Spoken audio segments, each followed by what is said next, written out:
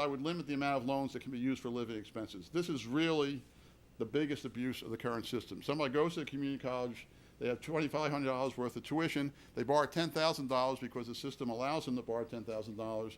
They end up at the end with $20,000 and maybe a degree and maybe not, and probably not a job. This is crazy. It's absolutely crazy. Why are we letting people borrow so much money? That's not, I mean, and the colleges, to their defense, and I hate to sound like a defender of the colleges today, but they would claim, and I think they may be right, they don't have a choice. The policy is you are eligible to borrow, and it's an entitlement program.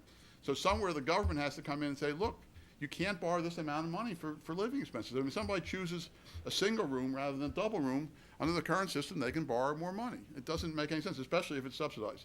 On the subsidy, we ought to limit in-school interest subsidy to Pell Grant recipients or eliminate it altogether. This is a big cost.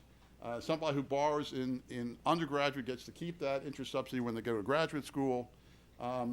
People, because of the way the system is tied to cost, so you can have substantial incomes well over $100,000 and you're qualifying for the in-school interest subsidy. And then the second set of reforms is that we really do need to change institutional behavior to reduce federal costs and moderate price increases. We can't do it off of the demand side. We have to do it off of the supply side as well, and maybe more. So I have 3 suggestions on that score as well. One is that we should not allow poor performing schools to be direct lenders. I'm a big advocate for direct lending. I helped put the idea in motion. I really don't understand why this administration, for example, is calm about having all the for-profits basically have their finger in the till. I don't really understand what the logic is. We certainly could have alternative delivery systems for those schools who don't demonstrate financial capability. A similar silly situation is that foreign schools now are supposed to be direct lenders, so they have to follow for the students who they enroll who are U.S. students. So they have to follow the U.S. rules because to be direct lenders for the 5% or whatever of the students that are U.S. students. Second, and this is Richard talked about, I know Alex is going to talk about it, and Ed, we should also require institutions to have some skin in the game, and I've argued that before, which they currently do not have.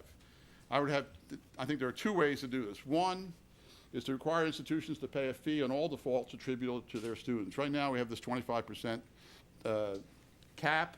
So what happens is you strive valiantly to stay underneath the cap. So somebody with a 22%, or somebody who's in danger, sells off some of their loans so that they stay underneath the cap, and then there's no danger. So I would say from $1, from loan 1, you should have to pay a fee for every loan that defaults under your, on your watch.